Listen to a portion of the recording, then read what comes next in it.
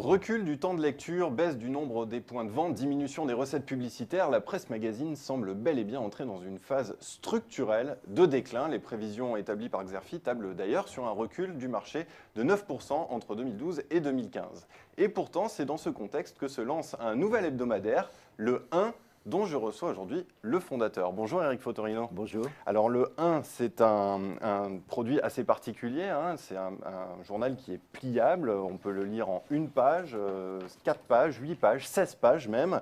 Alors déjà, première question avant de parler du format, pourquoi ce nom, le 1? Le 1, parce que chaque semaine, nous avons choisi de traiter un grand sujet d'actualité et de le traiter sur une grande feuille de papier, en effet, pliée, repliée.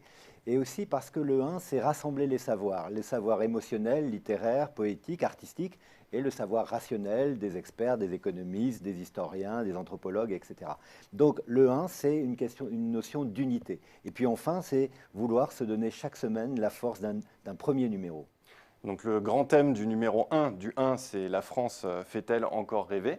Alors je voudrais en revenir au format qui est assez innovant. Est-ce qu'il y a des modèles qui vous ont inspiré à l'étranger par exemple, ou est-ce un produit vraiment unique? Écoutez, sauf à ce qu'on me montre demain qu'il existe quelque part un grand journal pliable et plié, Vous n'en connaissez pas? je n'en connais pas. En revanche, c'est vrai que ma réflexion, elle a porté sur une pagination très étroite.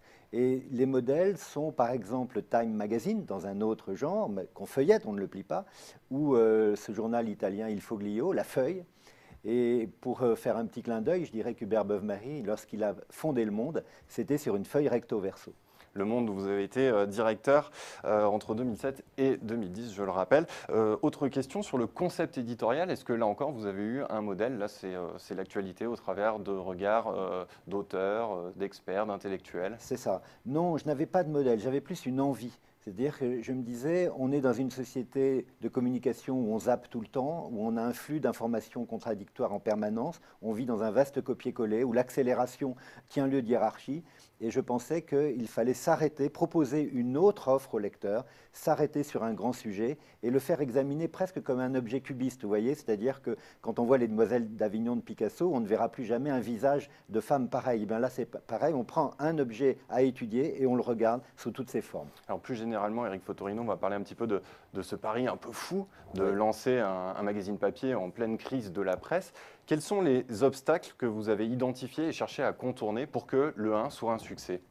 D'abord, il y avait un constat qui, à mon avis, n'a pas été fait par beaucoup de médias. C'est qu'il n'y a pas une crise du papier en tant que tel. Il y a une crise de l'offre éditoriale, des contenus. On ne peut plus concevoir un journal en papier aujourd'hui comme on le faisait il y a encore même 3 ans ou 5 ans, à cause de la force du numérique, des réseaux sociaux, etc.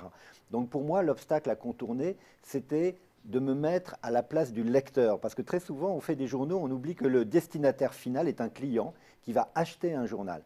Donc je voulais remettre de la valeur dans le papier pour qu'on considère que ces contenus soient légitimement payants. Je crois que ça, c'était vraiment la première grande démarche, identifier le besoin du lecteur et lui faire accepter qu'il peut payer des choses qui ont de la valeur. Est-ce que le fait qu'il n'y ait pas de publicité, c'est un choix aussi délibéré parce que vous avez justement identifié qu'il y avait trop de publicité dans l'offre de journaux et de magazines aujourd'hui? Absolument. Je pense qu'il y a deux effets pervers de la publicité.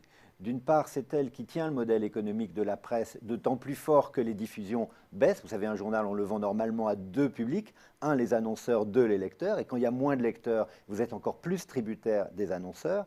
Et donc, vos chemins de fer, votre journal, vous avez moins de liberté pour décider vraiment des sujets que vous voulez traiter. Si vous devez faire 3 pages de mode, parce que vous avez de la pub sur la mode, ça va enlever des pages d'économie ou des pages de culture. C'est une question d'indépendance. Pour moi, c'est un journal qui se fait pour les lecteurs strictement, donc qui ne vivra ou ne vivra pas, mais il vivra par ses lecteurs. Qu'est-ce qui fait pour vous un magazine de qualité? Pour moi, la qualité, c'est l'exigence éditoriale, c'est-à-dire à la fois, c'est une alchimie, il n'y a pas une raison. Il y a la qualité des textes, leur originalité, est-ce qu'ils sont bien écrits? Quand vous faites de la presse écrite, il faudrait dire toujours c'est de la presse bien écrite, ou autrement c'est pas la peine d'écrire. Si on fait un journal parlé, alors autant aller parler. Donc ça c'est la première chose, et c'est aussi quelque chose qui doit être beau. Et je pense, si vous voulez, que moi j'ai voulu faire ce journal, de ce journal un bel objet. Avec Laurent Grelzamer qui était mon adjoint au Monde, on a conçu ce journal comme étant d'abord un objet de presse dans lequel on inscrivait des contenus riches. Pour préparer cette émission, j'ai regardé la dernière interview que vous avez accordée à Xerfi Canal, qui était menée par Jean-Michel Quatrepoint. Oui. Et vous disiez dans cette interview que l'un des problèmes de la presse, c'était la déspécialisation des journalistes qui avaient tendance à aller chercher le regard d'experts et qu'il y avait un trop-plein d'expertise dans les contenus. Mais finalement, ce n'est pas un petit peu ce que vous avez fait avec le numéro 1 en sollicitant justement des auteurs, des experts pour traiter le sujet d'actualité? Alors, d'abord, je ne récuse pas du tout ce que je disais sur cette même antenne il y a 1 an et demi ou 2 ans. Je pense qu'il y a experts et experts. Pour moi, un poète, un écrivain, vous voyez le poète Adonis qui va travailler pour nous sur la Syrie, je pense que ce n'est pas un expert en tant que tel, c'est d'abord un artiste. Mais sa vision des choses va compléter celle d'un spécialiste de géopolitique ou de l'islam. Donc je pense qu'il n'est pas question de se passer des experts.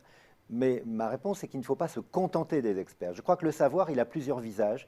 Il peut être un savoir savant, et il peut être un savoir de l'émotion, de la littérature. Et au fond de moi, qui suis à la fois écrivain et journaliste, je pense que c'est la littérature qui sauvera le monde.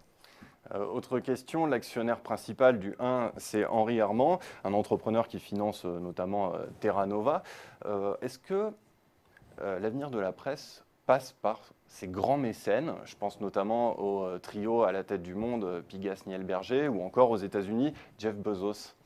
Je pense qu'en tout cas, il est évident qu'aujourd'hui, la presse ne rapportant pas beaucoup d'argent, même plutôt ayant tendance à en perdre, les personnes qui peuvent investir dans cette industrie, parce que c'est aussi et d'abord une industrie, sont rares. Donc aller les chercher, c'est en effet probablement faire une démarche vis-à-vis de ces mécènes, comme vous dites, à condition qu'ils soient eux-mêmes inspirés par une démarche intellectuelle et éditoriale. S'ils ne sont inspirés que par une démarche de puissance, de notoriété, ça ne peut pas marcher. Dans le cas d'Henri Herman, nous avons affaire à un homme qui a été présent dans l'aventure de la revue Esprit, de la Quinzaine, du Matin de Paris, de Terra Nova, de la revue Faire, etc. Donc c'est aussi un homme de presse.